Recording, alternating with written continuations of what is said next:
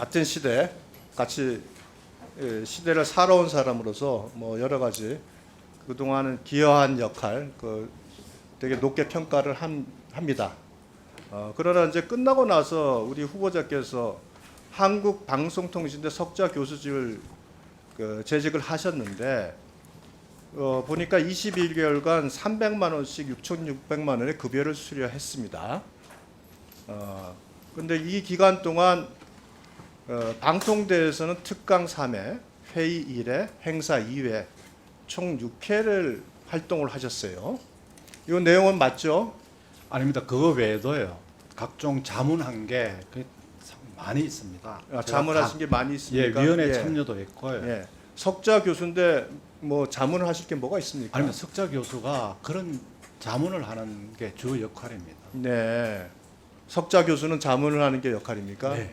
저도 처음 알았습니다. 네. 교수라는 게 석좌 교수라는 게 결국 학생 강의를 위한 강좌로서 아닙니다, 교수직으로서 하신 걸 줄 알았더니 그건 아니네요. 석좌 교수는 네. 다른 대학도 대부분 학교에 자문해주고 뭐 학교의 어떤 그 발전 방향 이런 쪽에 하는 게 석좌 교수들의 대부분. 그래 방통대에서 결국 그러면 이게 모든 지급되는 그 급여는 사실은 이제 국가 세금으로 지급되는 거 아니겠어요? 네. 그래서 방통대에서 이렇게 이 석좌 교수로 재직하신다는 거는 결국 그 회사 학교의 입장에서 보면 그 기재부 2차관 출신의 그 고위직을 모셔왔을 때는 결국 누가 보더라도 이게 정부 예산을 확보하거나 또는 기재부 대상의 협조를 원활하게 하기 위한 것이거나 또는 뭐 대학 재정 사업을 추진하는데 어떤 여러 가지 도움을 받겠다는 의도가 있는 거 아니냐 이런 충분한 의혹이 제기될 수 있다고 생각을 합니다.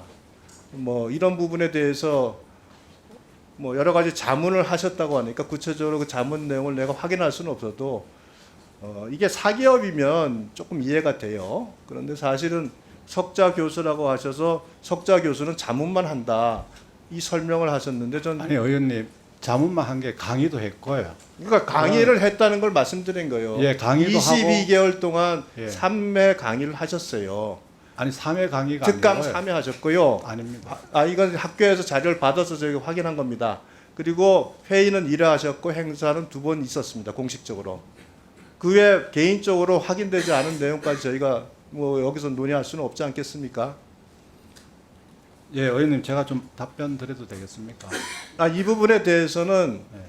과연 이 부분이 적절한지에 대한 의문을 제가 말씀을 드리는 거예요. 네. 드리는 거고 네. 사실은 이제 우리 배우자 의혹이 지금 굉장히 많이 제기가 되고 있어요. 이 부분에 대해서 좀 물어보겠습니다.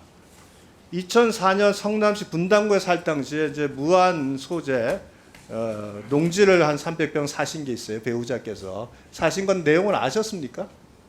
그 당시에 그런 내용을 알고 계셨습니까? 제가 그 재산 신고할 때 알았습니다. 뒤늦게 알았습니까? 네. 근데 이게 참 공교로워요. 이게 소위 말하는 1200평의 논을 7차례 쪼개기 매매가 된 사안이고 전형적인 기획 부동산 형태의 거래입니다. 그 당시에 근데 그 무안군 일대에 기업도시 유치에 열풍이 불었어요. 그러면서 이 부분이 나중에 대해서는 기업도시 개발은 자초가 되고 그래서 결국 해당 농지의 가격이 오르지 않고 2016년에 1,000만 원에 매도를 하신 걸로 나왔습니다. 우리 공직자들이 이제 그 배우자들이 참 조심하잖아요. 모든 생활을 조심하고 하는데 이 부분을 보면 사실은 누가 봐도 투기의 형태입니다. 가서 농사 지은 건 아니잖아요. 그죠? 의원님 답변 좀. 예, 말씀하세요. 예, 그 당시에 그 2003년도부터요. 주 5일제가 되면서 도시민의 영농 체험, 주말 농당정으로 인해서 1,000평방미터 미만은 정부가 권장을 했었습니다.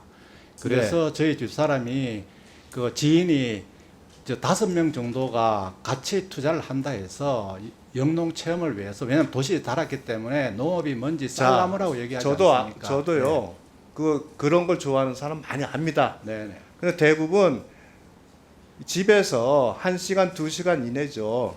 어디 분당에서 무안까지 거리가 얼만데 영농 체험으로 가서 그 영농 체험을 했다고 하겠어요? 의원님 이게 지금 사실은 논이거든요. 논.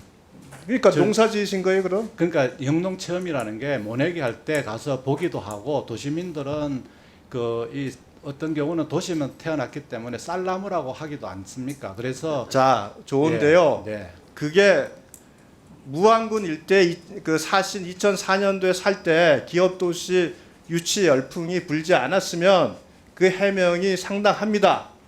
그러나 그 시기에 기업 도시 유치 열풍이 불어서 정부가 토지거래 허가 구역으로까지 지정한 데예요. 아닙니다. 그 전입니다. 저희들은요. 아니 당시가 그러니까 사고 나서 말이요. 사고 나서 이런 사고 지정이 난 뒤에 됐습니다. 지정이 이게 되었고요. 무슨 말인가 하면 이 부분에 대한 정보를 알고 샀을 가능성이 높다는 의심을 받을 수밖에 없어요. 의원님 그 부분에 대해서는요. 만약에 저희들이 의원님 말씀하신 그런 의도가 있었다면 그 소위 절대 농지를 샀겠습니까? 이거는 절대 농지입니다. 농업진흥지역에 있는 논입니다. 자, 좋아요. 그래서 말씀드리는 거예요. 그러면 그러니까 그 시기가 논이지만 기업도시 유치 열풍이 불고 토지거래 그 이후 직후에 토지거래 허가 구역이 지정이 됐어요. 이게 무슨 얘기를 하겠어요? 그만큼 그 당시에 부동산 투기 열풍이 컸다는 겁니다. 그 지역이 무안군이라는 아주 먼 곳이 이걸 가지고 지금 그런 식으로 단순히 그 농촌 체험이라고 말할 수 있는 게 아니기 때문에 제가 질문을 하는 겁니다. 아니 저희는 이런 식으로 그 네.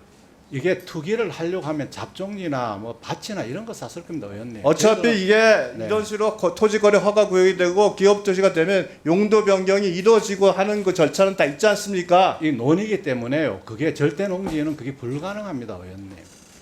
절대 농지 불가능하지 않아요. 농업진흥지역 지금도 원형 그대로 아 보존되고 그러니까 있습니다. 말씀드려요. 당연하죠. 지금이야 도시거 네. 이게 기업 도시가 이 예, 그래서 의원님 제가 말씀드리면은요, 그때 3천만 원 투자해가 5사람이 하는데 영농 도시에서 자랐기 때문에 집사람이 영농 체험을 하려는 순수한 목적이었고요. 이것도 또 팔 때 1,000만 원을 팔고 그것도 오래전 일입니다. 그게 그리고 논입니다. 논. 저희들이 체험을 예. 가까운 데서 할 수 있죠. 아니 근데 가까운 데는 돈이 많이 들어가지 않습니까? 논 체험을 하더라도요. 그래서 의원님 이런 부분은 저희들이 절대로 투기 목적 없었고요. 진짜 3천만 원 투자해가 5사람이 조금씩 하고 그것도 규정을 지킨 거 아닙니까? 그래서 진짜 투기할 생각이 진짜 없어서 그러면 잡종지나 이런 거 샀을 겁니다. 자, 그렇지 않다는 보충기로 거. 들어가겠습니다. 보충기로 예, 수고하셨습니다.